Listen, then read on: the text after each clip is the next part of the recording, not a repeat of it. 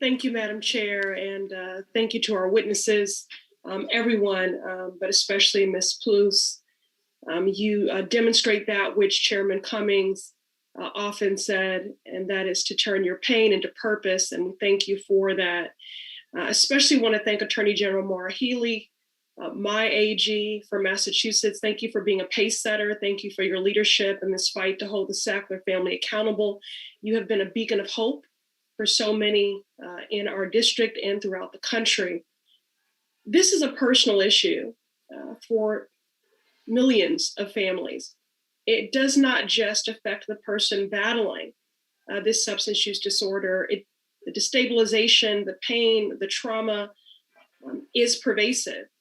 It affects whole families and entire communities. And it's just simply not enough for the Sackler family to offer empty apologies while their pockets are full.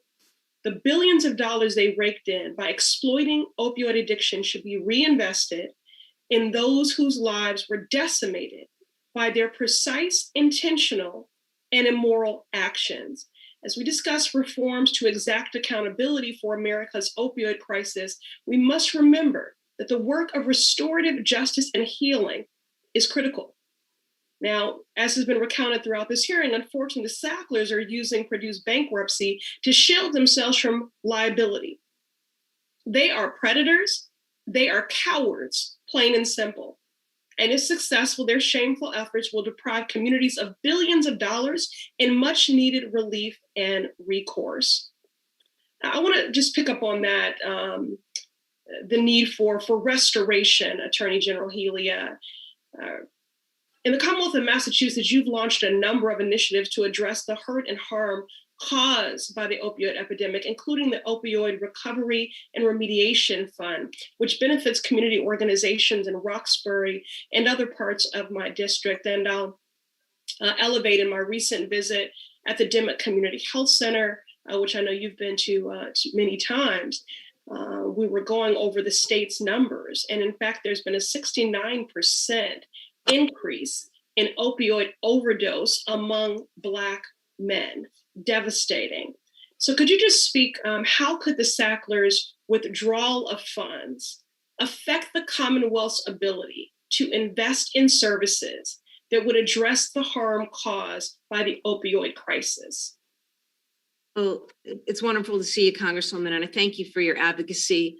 I thank you for always standing strong for the families and for the services that they need. And one of the things you were very supportive of was this idea that here in Massachusetts, any recoveries we get from our investigations or litigations, we're going to put right into treatment because we don't have the treatment resources that we need right now to deal with what has been a growing crisis. You're right. The numbers are worse this year than last year, and disproportionately so for populations of color.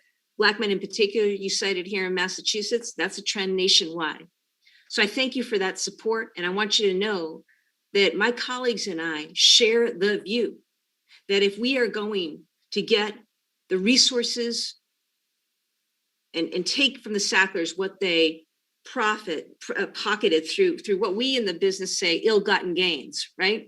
That's how they made their money. We get that money, it's going to go towards treatment. It's going to go towards treatment in our communities for our families. And it's going to be done equitably and also addressing the real racial disparities too that we see now growing exponentially in our communities that are very concerning. But that's from the heart. That's where all the AGs are in terms of how this money would be used, because we know that we don't have the treatment options right now for people who are currently diseased and sick and dying in our communities. We need to save lives as we hold more people accountable. Thank you, Madam Attorney General. Thank you for getting it. Thank you for launching the Opioid Recovery and Remediation Fund.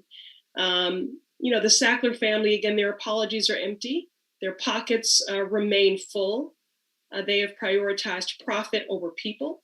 And we thank you and your cohorts for your commitment, both in ensuring accountability, but in making the necessary investments that will support the recovery and the healing for the many who were exploited and who've lost their lives and continue to struggle.